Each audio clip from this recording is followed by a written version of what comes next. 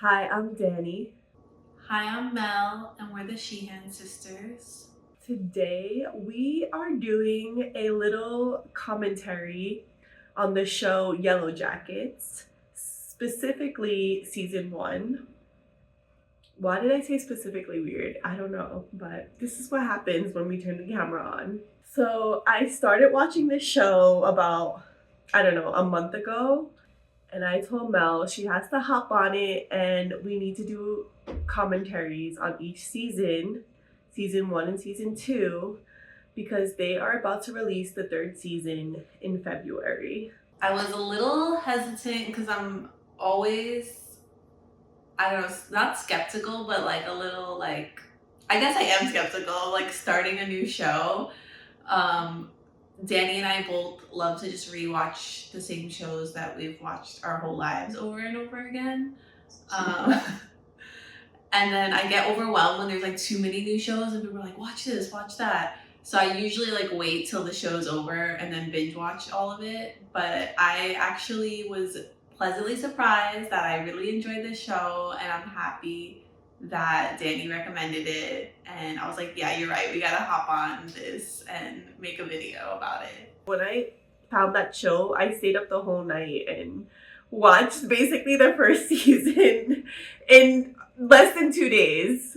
So I was like, okay, it's been a while since a show has captured my attention like that. I get excited about things. I'm like, yes, we gotta deep dive into this. Let's talk about it. There are spoilers ahead, so if you haven't watched, we're just gonna be talking about season 1 in this video, and then we'll do a separate video for season 2.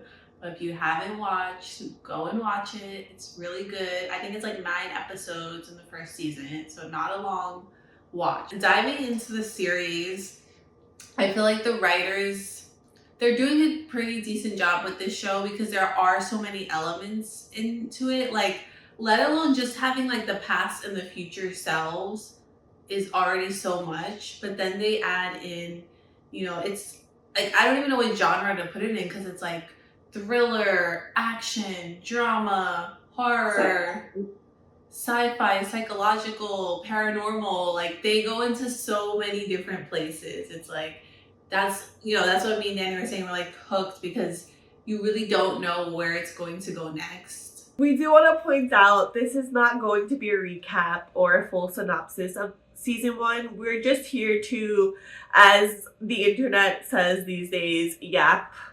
We're here to yap about this show. I actually don't like that phrase. I don't know why. I just don't like that word. I introduced that phrase to Danny. I was like, we're just yappers. And she's like, what? Let's get into it, Mel. Why don't we start with you letting us all know what you thought about the show? Okay. Well, I really love that it was a large female cast because that's something you don't really see too often in a TV show, especially in a show where they have to fend for themselves. They're out in the wilderness. There's men there, but they're not they're not that important. They're not in the spotlight. They're just there. The only adult on the island with them is Coach Ben. He's relatively young. I would say he's about early 20s, right?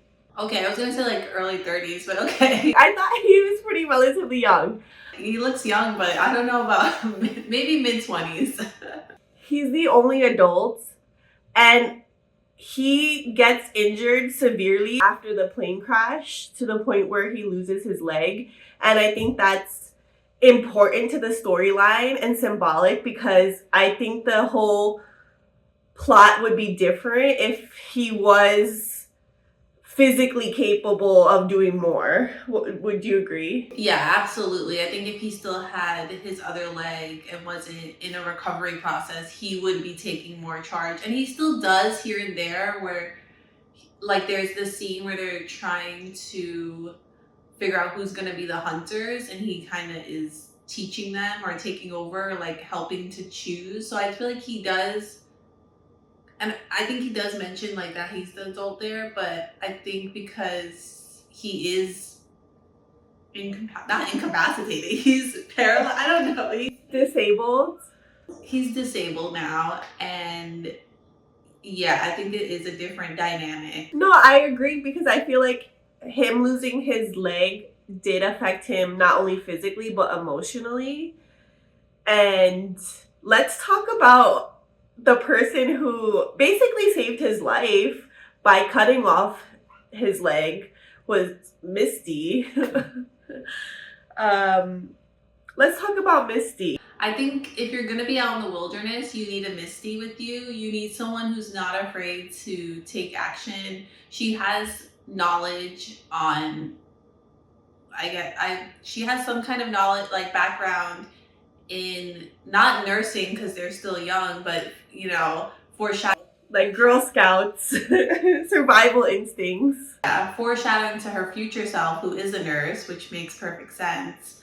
But yeah, she has survival instincts, and she's like, okay, we have to cut the leg off, like otherwise it's gonna infect the rest of his body, so we have to do it. And yeah, she saved his life. So it's crazy, and it's like I don't think I would be willing to do that.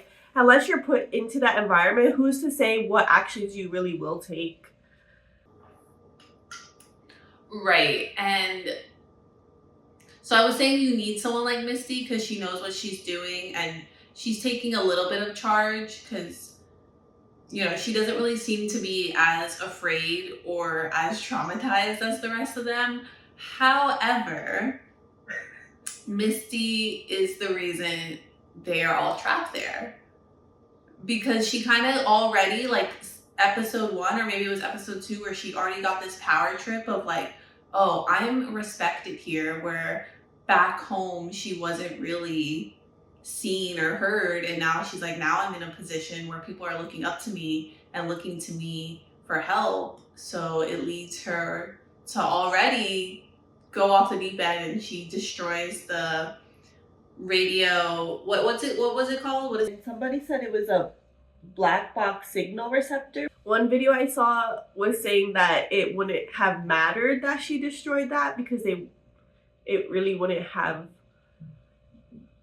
helped them, but I don't know anything about I thought maybe that was the thing that could help people find them or track them. Right. It had to be it had to have some level of importance that she destroyed it. Right. Of course. I mean, even if it wasn't working, they could have found a way to get it to start working eventually. Again, I don't know. Don't look to me for any sort of expertise on planes. Right. Yeah. We're not, specialists in that. But I just wanted to note that she is kind of one of the reasons they're stranded, because she destroyed that. And like, maybe it would have helped, maybe it wouldn't have, but we won't know because she got rid of it. Right. So definitely right off the bat, like one of the crazier, eccentric characters. I also think their casting for the past and future self were perfect. I love Christina Ricci. She is hilarious. She played the character so well. And I want to make a point here about Misty. My note is she's unhinged. That's all you need to know about her. If you haven't seen the show yet, just know, I don't know why you're watching this, but just know she's unhinged. I wrote that she's the weird one and has the most survival skills. Right. I agree, though. She does seem a little unfazed that they're now stranded. We kind of skipped over a lot of details, but like we said, we're here for the people who've already watched it. But they are a soccer team, and I did want to talk about that because I feel like them being a team is really important to their survival, because that's why I feel like if they were just like random classmates, if it was like a random class going on a trip, it wouldn't have the same effect, where they're like, we're a team, we know how to work together, we know how to help each other out. And then like having the coach there and then kind of like figuring out their roles. I don't know, like, am I making sense? You are making sense. I didn't think about that, but you're right. It did help develop each of their roles. There's a scene in the beginning before they go on the trip where Jackie, who's kind of the popular one, she's the captain of the team. And there's a conversation between her and Coach Ben where he's telling her he picked her to be captain not because she's better at soccer, not because she's has more skills than the other girls, but because she is good at kind of like rounding them up and getting them to listen. Like she has that leadership in her. And I think you see that also when they get stranded, where, like I said, all the girls kind of jump into a role of like what they're good at and what they can do. But then Jackie's kind of lost in a way, like she doesn't know where she fits in because I feel like she doesn't know how to lead in that capacity. And then her best friend Sean is like, you need to put your weight in and you need to step up about. And then you notice how like the things Jackie does do is like, well, let's have a party, let's have a seance, let's do fun things where she's trying to like lighten the mood because that's all she really kind of knows how to do. Right. I like your take on it. She's accustomed to being the popular girl and being influential, but she doesn't necessarily have skills that she can utilize in order to be beneficial on the island, which does get brought up by her best friend Shauna. They are the besties of the group, but it seems like their dynamic is Jackie's the popular one and she sees Shauna as her sidekick who she convinces and, I don't know, maybe manipulates to follow her and do things that Jackie wants her to do. Would you agree? I feel like Shauna doesn't really know who she is. So like Jackie is a big part of her identity where it's like, this is my best friend and we've always known each other. And it's revealed towards the end of the season where they get into a big fight where Shauna was saying like, I don't even like soccer. Jackie gets Shauna to do the things she wants to do, but it's not, I don't know, it's not as obvious. I feel like they do hint at a lot of underlying emotions between their dynamic, especially when it's revealed that Shauna is hooking up with Jackie's boyfriend. I feel like there's some underlying resentment within Shauna. In my opinion, it seems like Jackie wants Shauna to be her sidekick. Right. And maybe Shauna's way of regaining her power is by sleeping with Jackie's boyfriend. Right, that part was so crazy to me because that's just one, that's not something you do to your best friend. So that like, yeah, shows that Shauna maybe doesn't have that care and love for Jackie that we might think. Like maybe it's more of a forced friendship where they feel like they need to have each other. Because I felt, and I even feel like Shauna was like she's being hard on Jackie, where Jackie's still kind of being caring in a way towards Shauna. You feel like Jackie is showing more compassion and care towards Shauna than Shauna is towards Jackie. I feel like there is love between them, but I think maybe Shauna's just feeling so guilty because of what she did that she can't really express the same kind of love back because Jackie's like, oh, I'm here with my best friend, so like everything's gonna be okay. No, where like Shauna has this like, oh, I have this really big, deep, dark secret, and even more is then she finds out that she's pregnant. So that's another crazy level to it.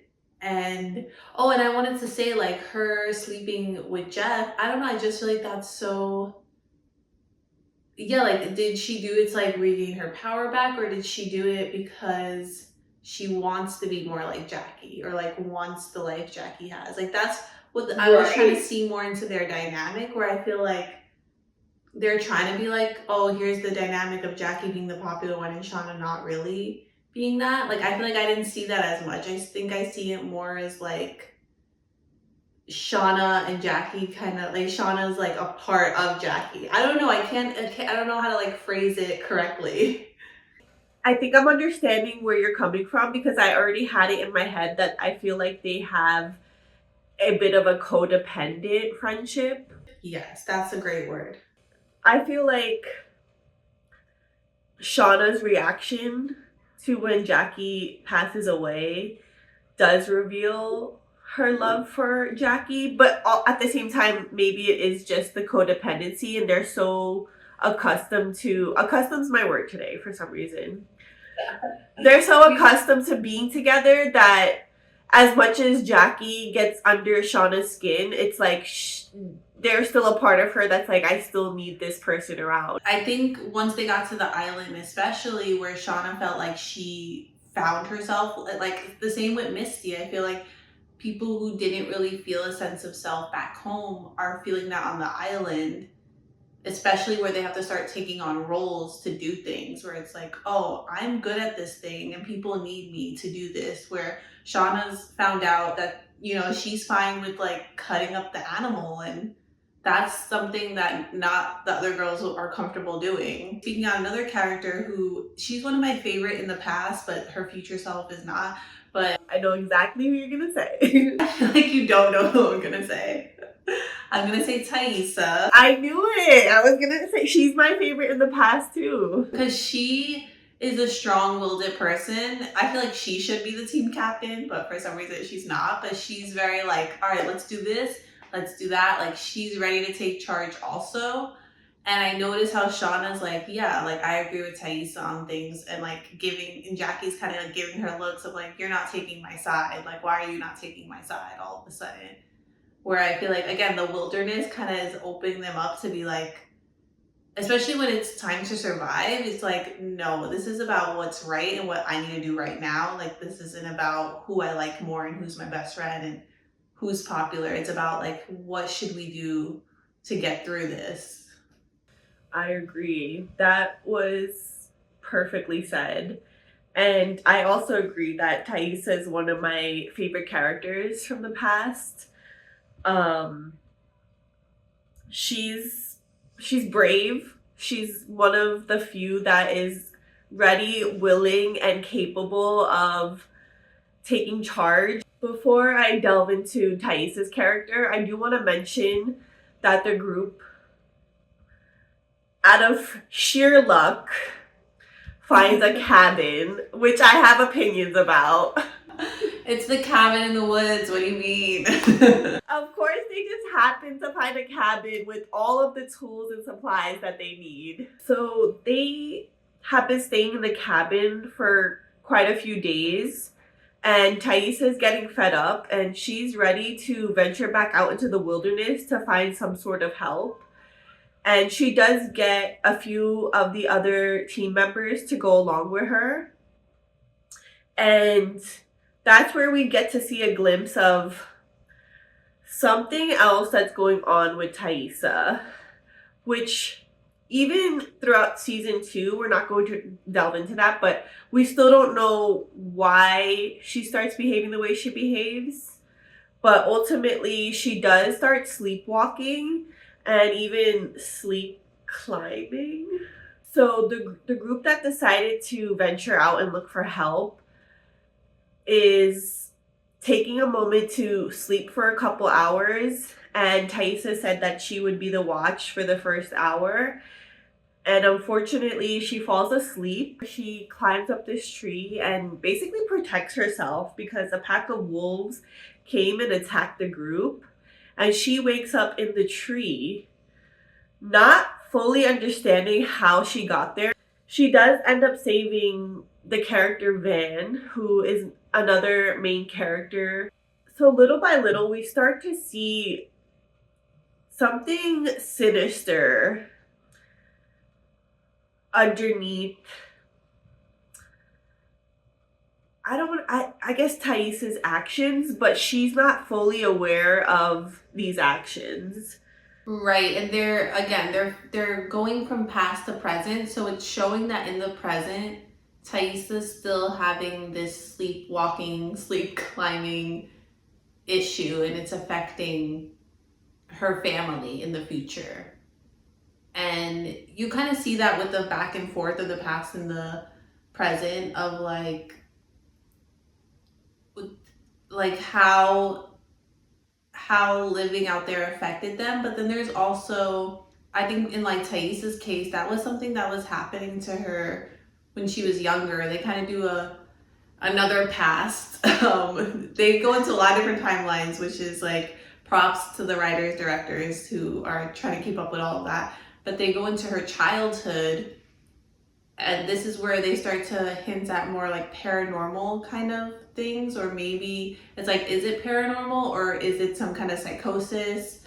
And she's seeing this like, she sees like this eyeless, this man with no eyes or something like that. Right, the spirit. Like we still don't fully, season 1 still doesn't fully uncover what's going on with Thaisa, but it starts to, it goes into more, like I said, paranormal things. Right, which leads me to talk about Lottie. Good old Lottie. Or Loca Lottie, as I called her. So when we meet Lottie after the plane crash, we notice that she has to take medication. At first, I wasn't fully aware what this medication was for until I watched some other commentary videos, and it was mentioned by Shauna, right? Or was it Thaisa, that Lottie has schizophrenia? Yeah, someone mentions it. Right, I missed that at some point. I knew she had to take medication, and I was like, okay, maybe she does have some sort of mental health issue, but I didn't focus too much on the schizophrenia part. I just knew that there was going to be upcoming problems with the fact that her medication was about to run out. Which leads us to the paranormal slash spiritual element of the show, where Lottie becomes the vessel that translates messages from said spirits or paranormal realm. Apparently, there's some sort of energy or force in the wilderness that is speaking through Lottie, which is ultimately revealed when the group decides to have a seance. I found that so interesting. Like, yeah, let's have a seance in the middle of this creepy woods while we're stranded on this island. I did find, well, one thing we got to mention too is when they got to the cabin, Lottie was sensing something in the attic, and there was a dead man in the attic. Well, it was like basically bones at this point. He'd been there for years. Again, it was Jackie's idea because she's trying to like light. I don't know how that's gonna lighten the mood, but like that's just all she kind of really knows how to do is like plan like parties or plan like, we're having a slumber party. Let's bring out the Ouija board and have a seance. There's no Ouija board in this, but you get what I'm saying? Like that's kind of the vibe. No, that makes sense. So they all decide to do a seance. They start seeing these symbols within the cabin and also throughout the woods, but that's revealed little by little throughout each episode. And it seems like the seance was a pivotal moment where some sort of spirit entity or energy goes inside Lottie.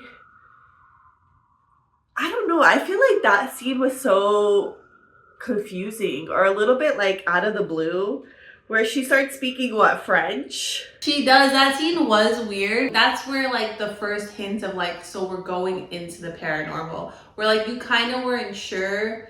Like I said, they show scenes in the future where you're like, okay, is this just like trauma from them being in the wilderness, especially with Thaisa, like kind of having visions or having these weird moments. And then once we get to the seance scene, we're like, oh, okay, so we're going there.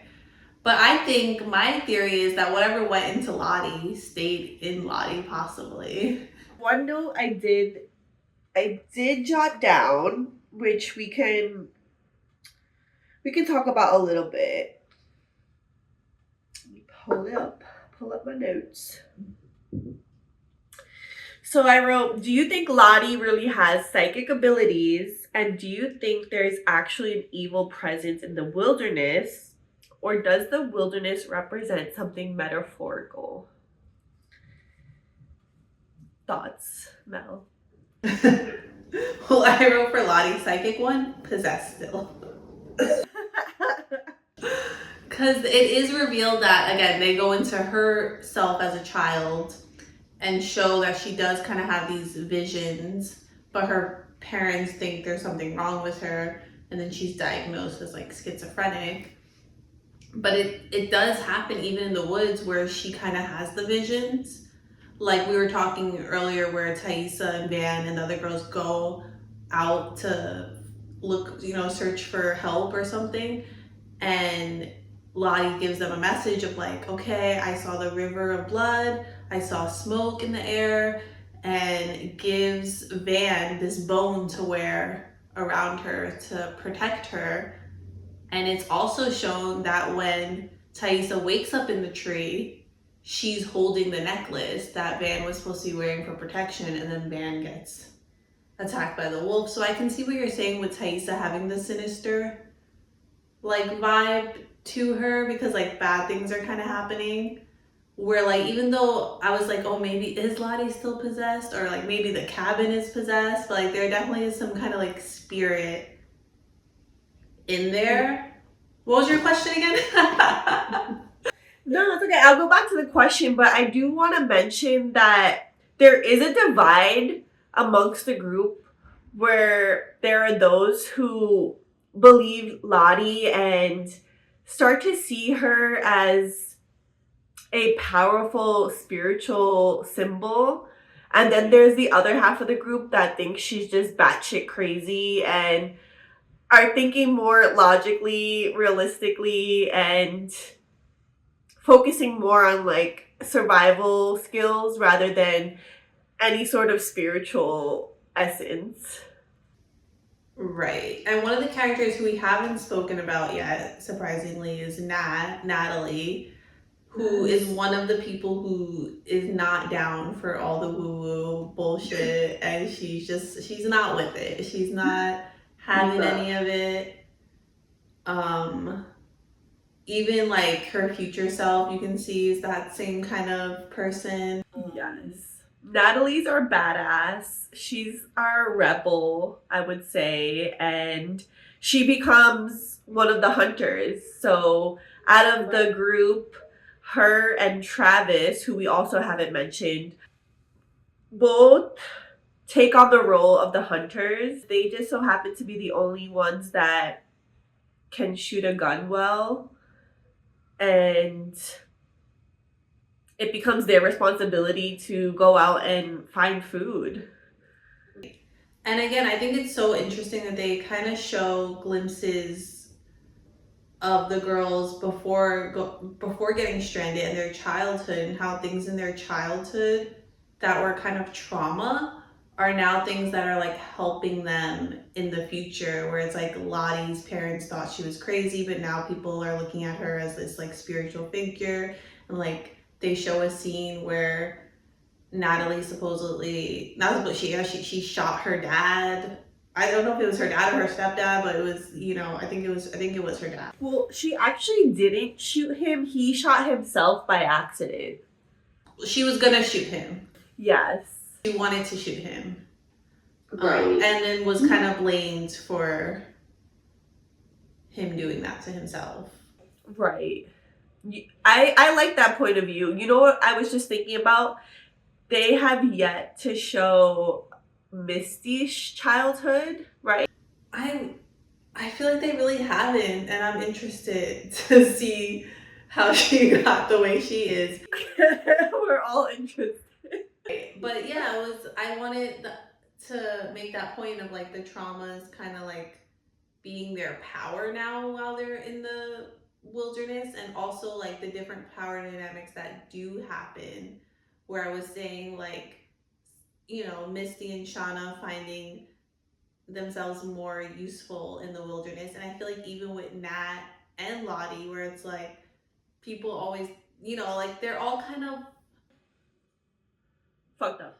They're all fucked up for sure, and they're all mentally unwell. No, I'm kidding. utilizing their trauma, but they're also finding their power. And it's like, okay, you need me now. Like, okay, you need Nat because she's a good shooter, you know? You need Lottie because she can see these visions.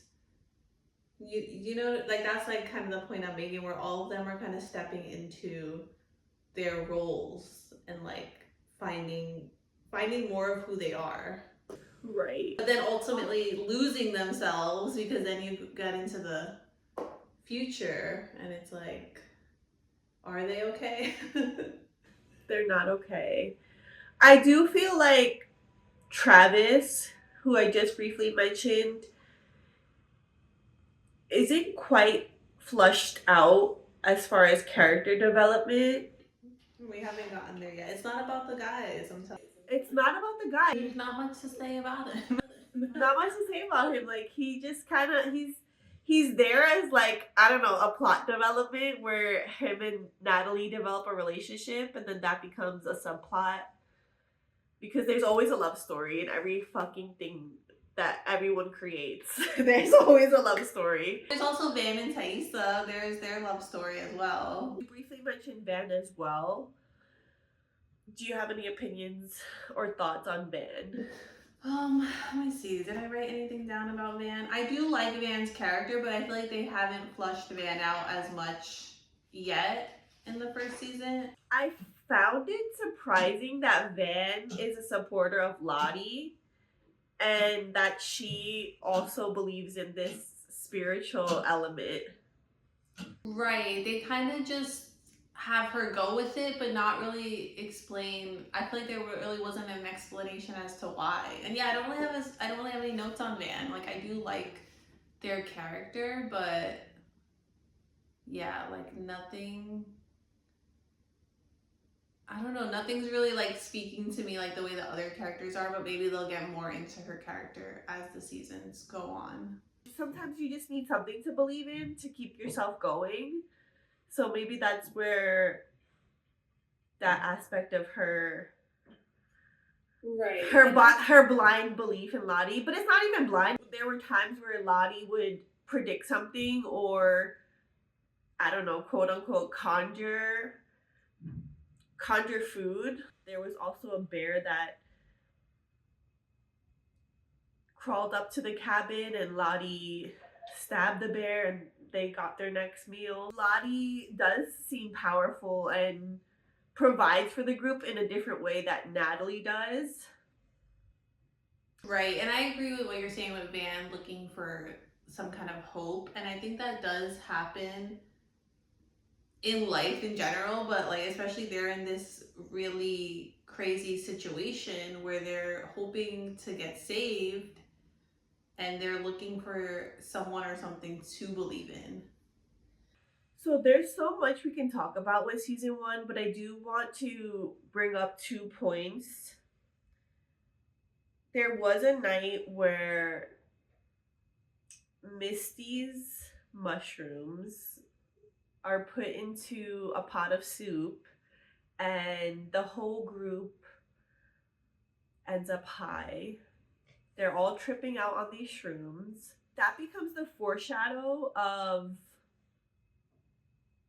their savage selves, right? It kind of seems like that's the pivotal moment of the wilderness taking over. Right. Where not everyone in the group, because there's still that division of those that, I don't know, are falling into the wilderness, and those that are trying to still survive it. Right, those that are trying to like hold on to their sanity, and those that are just like they've lost it.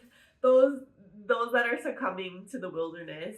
I'm now remembering your question from earlier, where you were saying if it's a metaphor, or if there's something in the wilderness, right? Yes. That was your question. Yes.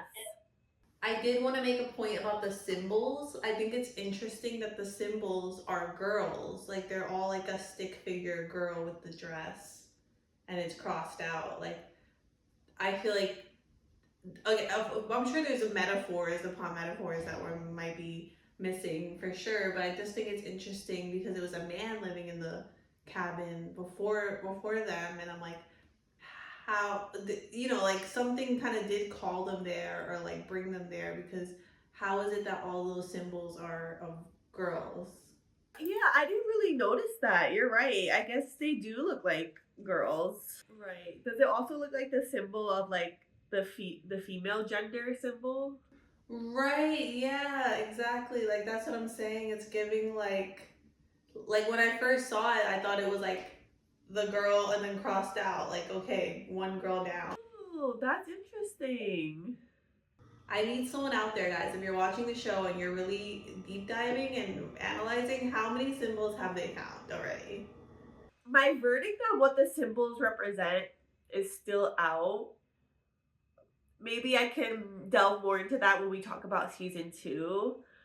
But even after I watch season two, I'm still left with a lot of questions. So many questions. Which obviously they want the show to continue, so they're gonna keep leaving us on cliffhangers. Right. So, do you ultimately feel like there is an actual evil presence? I think there's some, like I said, there's probably some metaphors in there, but I think there is some kind of presence at play. And I also like going back to, like I said, their childhood trauma playing a role in all of it, and now the trauma of the wilderness playing a role in their future. Like it's kind of reminding me of this. There was like a limited series. I think it's like The Haunting of Hill House. If you guys haven't seen that, that's also really good. That one is like just one season limited series, but they're having all these hauntings, and it's really just it's revealed at the end, spoiler alert, that it's really a lot of their trauma coming to the surface, and I really like that. And I feel like I'm not explaining it as well as I like, but like I think those two things kind of go hand in hand, where it's like where you're asking like, is it a real evil presence or is it metaphorical? And I feel like it's a mixture of both, where it's like your trauma can haunt you. I agree with you because I do feel like there's an element of trauma that brings out the dark side of you. We haven't really spoken too much about their future selves, or rather their present day selves, but a lot does happen there. Specifically with Shauna. And we didn't really get to dive into one of the biggest problems and mishaps of their present selves is when Shauna murders someone. Throughout the future self storyline, each character reveals that the wilderness is still trapped within them. And it seems like so much of their experience in the wilderness still resides in them, despite all of the characters trying to lead a somewhat normal life. So we do want to wrap this video up. There is so much to talk about with this show, and we're only on season one. I really love seeing the all-woman cast and how women can take charge and be independent and strong and work well with one another, and kind of be like, all right, these are the roles we got to take and this is what we got to do to survive, and not just being like damsel in distress, helpless, like, what are we gonna do? We need the men to save us and help us, you know, like seeing just really strong female lead characters. I agree. But yeah, did you want to say the book that it reminded us of also? Yes. So when I first told Mel about this show, I compared it to the book Lord of the Flies by William Golding. And it's been many years since I've read that book. I think I read that in middle school. But when I went to research the synopsis of The Lord of the Flies, I wouldn't be surprised if the writer took that foundation as the basis of Yellowjackets. Lord of the Flies tells the story of a group of British schoolboys who crash land on a deserted island and are forced to govern themselves without adult supervision, leading to a gradual descent into chaos and savagery as they struggle to maintain order and civilization, ultimately revealing the dark side of human nature. The novel explores themes of leadership, loss of innocence, conflict between civilization and savagery. It definitely did remind me of that book, and I think the overall theme is what people are willing to do to survive. And obviously, you know, we'll talk more when we get into season 2 because it gets a little crazier. I mean, it gets a lot more crazier in season 2, and I can't even imagine where season 3 is gonna go. But even in the first episode, it starts off with the girl running and then falling into a pit, and so there is kind of already foreshadowing of what's to come. And you know, Lord of the Flies doesn't go that far as as the show goes, but it's just, I don't know, something crazy to think about, like what people are willing to do to survive. And I was telling Danny, I think I would, you know, I probably can't say this on YouTube, but I think I would be like, this is, you know, my time has come to an end, and Mel's like, I'm gonna take the exit. and you can eat me, you know, I'm gonna gracefully exit and you can eat me, and that's where my story would end. I would, you know, I volunteer as tribute. I'm good, you know. That's what I think, but who knows, when you get into the wilderness, the madness may take over you. But yeah. We all could imagine the actions we will take, but you never really know unless you're put into a situation like that. And to be honest, I hope I never have to experience anything like that. And I feel like we can delve more into this discussion when we talk about season 2. So please follow along as we continue our journey through the story of Yellowjackets. Let us know your thoughts on season 1. What do you think is really happening? Is there an evil presence? Is this metaphorical? Yes, let us know your theories in the comments below. Thank you guys so much for watching, and come back to our channel to see us talk about season 2. Bye.